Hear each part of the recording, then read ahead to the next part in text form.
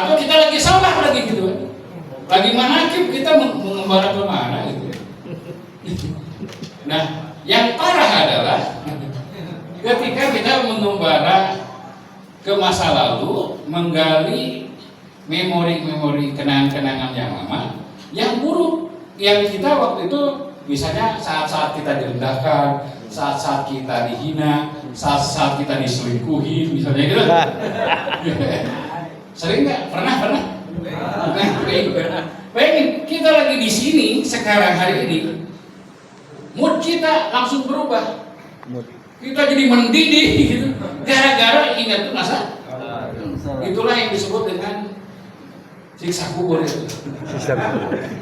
Siksa kubur itu ya harusnya dikubur, digali lagi. Kan kenangan masa silam itu harus dikubur sudah. Kemarin sudah kita gali sendiri itu kuburan. Jadi kalau pengen tahu apakah nanti setelah kita habis kontrakan dimasukin ke liang kubur itu, kita mengalami siksa kubur atau tidak? Sekarang nih, rasakan sekarang. Ketika kita lagi duduk sendirian, gitu ya, lagi duduk sendirian, kita bisa nggak mengendalikan itu tadi, ajakan si pikiran untuk mengenang masa lalu? Kalau kita mudah terdistrak, bahasa Arab. Kalau kita mudah terpalingkan dengan ingatan kepada masa lalu dan imajinasi masa depan, dan kita tersiksa tuh gara-gara itu. Bayangin kita udah sendirian, entah itu sesuatu yang penyesalan kayak karena kita berbuat dosa yang parah bisa, ya, atau kisah menyakitkan tapi kita belum memaafkan, loh, apalagi kita punya dendam yang belum selesai, wah itu udah bayangin apa lama banget itu sisa kuburannya itu loh. Ya, nah makanya kita dilatih oleh Guru Agung, ya, dzikir itu la ilaha illallah, menjaga agar kita menjaga kesadaran kita tentang di sini begini sekarang. Sehingga kalau kita berkesadaran di sini begini sekarang, kita akan melakukan sesuatu yang tidak akan kita bikin sesal nantinya. Ya enggak? Kita menyesal itu kan biasanya melakukan sesuatu yang buruk dan salah di masa lalu, betul ya? Ya kan? Nah makanya dengan dikir itu kita memaafkan apa yang tadi, dan kita oleh guru tidak dilatih, tidak diberitahu. Ya ingat ya, catat ini kuat. Kalau kita bisa memetik pelajaran, maka tidak ada penyesalan. Orang yang menyesali itu karena dia tidak tahu bahwa di sana adalah banyak pembelajaran. Nah, gitu ya. Jadi hati-hati tuh. Jadi kita kalau kita jadi orang yang tidak punya kekuatan jiwa, ya, untuk selalu di sini begini sekarang, kita kerjaannya itu tadi mudah dibawa ke masa lalu dan kita melamun tentang masa depan, ya. Dan kalau kita terlalu mikirin masa depan, khawatir itu pencuri kebahagiaan itu. Aduh gimana ya nanti saya kalau kerja di sini begini begitu gitu, dan itu seringnya kita gitu, seringnya. Nah makanya selain bikin jahar yang dalam kuantiti yang banyak, ya, yang oleh pengesahabat sekarang mesti didisiplinkan itu yang disampaikan itu. Kegiatan kholwat atau tawajuh itu mesti kita perhatikan betul, ya, apalagi nih Iwan Munfaridun kan bikin jahar sebagian besar sudah setahun lebih mengamalkan zikir jahar, ya.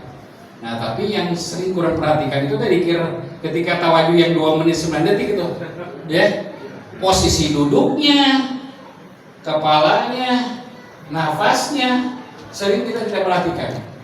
Padahal itu adalah kritikal sekali. Dan kita tidak bisa menyandarkan kepada 2 menit 9 detik setelah sholat itu. Harus di luar itu kita persering, agar kita punya otot-otot jiwanya itu punya kekuatan untuk selalu sadar. Nah, makanya di dalam tradisi Naksabandi disebut dengan husdardam itu. Asas Thariqah Naksabandi adalah husdardam. Waktu sobat yang kelas dibahas itu, husdardam itu adalah Tawajuh, pemirsa, biasanya tawajuh itu dilakukan 1 jam sebelum subuh. 1 jam sebelum subuh. Dan pemirsa tentu saja posisi tawajuhnya ya itu udah posisi Syekh Mursyid ya. Di atas rata-rata. Ya. Karena ya, kalau pemirsa kan kalau sering merehat di Jalan Aras dari jam 3 kan udah selesai amalia malam ya. Nah setelah itu beliau duduk aja, duduk, apa? Duduk udah. Jadi 1 jam sebelum subuh. Nah bagi yang mau tadi ya, yang apalagi yang ngantukkan, ya jangankan tawajuh, dikir jahar aja tidur. Ini sering. Ini ya, ini baru aja 50. Udah dirampok.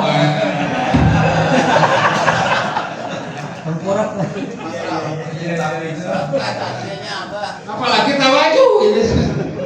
Nah, tawajuh itu ya panduan dalam tradisi Naksabandi itu posisi duduk itu tawajuh itu yang aslinya itu badannya tegak. Enggak. Bukan gini. Udah begini, ini ceramah. Molor kali itu. Jadi udah prakteknya udah salah saudara. Jadi aslinya belakangnya itu karena biar ganjal pantat gitu ya, agar bisa tegak ini. Ya, nah itu badannya dulu badan tegak. Jadi semua ternyata ada rahasianya. Rahasia itu artinya bisa berpengaruh kepada napasnya pakai dada apa nama perut. Ternyata nafasnya itu nafas diafragma perut. Kalau perutnya bongkok, kecil napasnya pakai dada. Nah, kalau pakai napas dada itu kita jadi stres, jadi memproduksi hormon stres, gitu loh. Jadi alih-alih tawajuh tenang, dia jadi stres.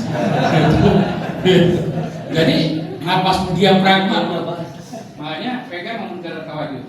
Yang geraknya harus perut, napas perut. Kan napas biasa sekarang ya, gak napas. Jadi posisi tawajuhnya tegak, gitu ya. Kepalanya juga bagian memang merasa ngantukan. Si lidahnya dibuat terbuka, mulut terbuka, lidahnya seperti biasa. Kita akan bernapas dengan perut. Nah, supaya dengan dada. Tadi dada itu bikin stres ya. Supaya nafasnya dengan perut, makanya bibir dirapatkan, gigi dirapatkan, lidahnya diteguk kelang-kelang. Coba aja. Maka si napas kita itu adalah dari perut, napas perut. Gitu. Tawajuhnya ya, untuk awal boleh gini lah. Nah, itu tadi untuk supaya terjaga kesadaran, itu tadi sedikit sadar, melatih sadar nafas. Karena rumusnya adalah siapa yang sadar napasnya, napas hidup, napas kehidupan, maka dia akan sadar di setiap gerak-gerik kehidupannya. Makanya dan itu latihan. Karena rumusnya juga adalah si napas ini, yaitu wa nafakhtu fihi min ruhi itu ya. Allahumma nium, itu kan kita menghirup, pengerasa sering menyampaikan itu ya. Orang menyampaikan pendengar ya, Allah meniup, kita menghirup. Nah jadi, yang lagi masuk keluar masuk itu siapa itu? Sang hidup itu, sang hidup yang real itu, sang hidup yang bersumber dari yang maha hidup. Jadi kalau sadar, makanya dikir nafas itu sebetulnya dikir. Kalau dalam ininya itu disimpan di nafas. Yang 1 huruf itu, yang 4 huruf, yang 12 huruf di raga, ya, di jasad, yang 4 huruf di nyawa atau di jiwa, yang 1 huruf di ruh. Ya. Nah, ruh ataupun ruh atau nafsu itu yang paling konkret, yang bisa kita kontrol itu nafas. Si jiwa dalam komponennya ada pikiran dan perasaan. Seorang pun di dunia ini nggak ada yang bisa kontrol pikiran. Kalau udah ngelamun, kalau udah overthinking, udah kemana-mana pikiran. Betul tidak? Nggak bisa tuh. Semua sudah disimpulkan oleh para ahli. Seorang kalau udah overthinking, kalau sudah pikiran, yang tidak belajar ilmunya, nggak bisa tuh mengontrol pikiran. Udah pengennya ngelamun aja, suka-suka. Ya seperti disampaikan oleh survei, dalam 1 jam, diulang lagi disampaikan, dalam 1 jam tuh manusia dewasa melintas 5.000 pikiran. 80%-nya pikiran negatif, 70%-nya pikiran diulang-ulang. Bayangin, berapa dalam 1 jam? 5.000 pikiran, 80%-nya negatif, 70%-nya diulang-ulang pikiran sama gitu. Nah, gimana caranya? Makanya kita dengar nasihat dari guru, persedikit mikir, perbanyak mikir, artinya perbanyak sadarnya. Karena kesadaran itulah yang bisa membuat gelombang pikir, sama nafas diatur itu, agar gelombang pikiran yang kalau lihat dipoto pakai mikroskop itu kan gelombang otak itu. Dan itu menguras sedikitnya 30% energi kita. Jadi mikir, kita duduk nih, mikir, itu nguras energi kita 30%. Padahal diam. Nah kalau kita badan capek terus, ya atau mobil juga dipakai terus kan overheat berarti, overheat ya rusak, overhaul kan itu kata, overheat, overhaul kan itu, turun mesin, gitu. Nah, supaya gelombang otak kita, gelombang pikiran kita melandai yang tadinya begini, ya, dan energi kita tidak terkuras, maka kita mikir itu agar melandai pikiran. Yang 5.000 itu berkurang, dan kita bisa mengendalikan. Perasaan, emosi juga sama. Kalau udah emosi nggak bisa sesungguhnya. Orang yang belum punya ilmunya, kalau udah marah ya sudah marah. Lihat istri kita. Kita mah pistol, dan mereka mah akan 16 nih. Kita begini aja. Apalagi kita yang salah ya. Kita benar aja salah. Apalagi salah. Berani ngomong nggak bisa. Nah, makanya penghubung antara pikiran dengan sang aku, dengan sang hidup itu nafas. Penghubung perasaan emosi kita dengan sang hidup nafas. Makanya kendalikan nafas, atur nafas. Dan itu yang satu-satunya yang bisa kita kendalikan. Ya. Nah, praktek mengendalikannya, praktek mengaturnya dalam tawajud. Makanya perhatikan sendirian lagi manakib itu ya, sesi yang nggak ada, ya, yang pas nggak ada ininya. Boleh buka mata, boleh merem mata. Pas, utamanya pas hikmah amalia, belajar mematung diri. Apa semua dari mulai pembacaan surga Al-Quran sampai Manqobah selesai, benar tidak berubah posisi. Pernah lihat pemirsa? Kuat, tidak berubah. Tidak apa harus plek-kesekin. Terus, jadi untuk menandakan kita sang hidup ini mengontrol raga kita.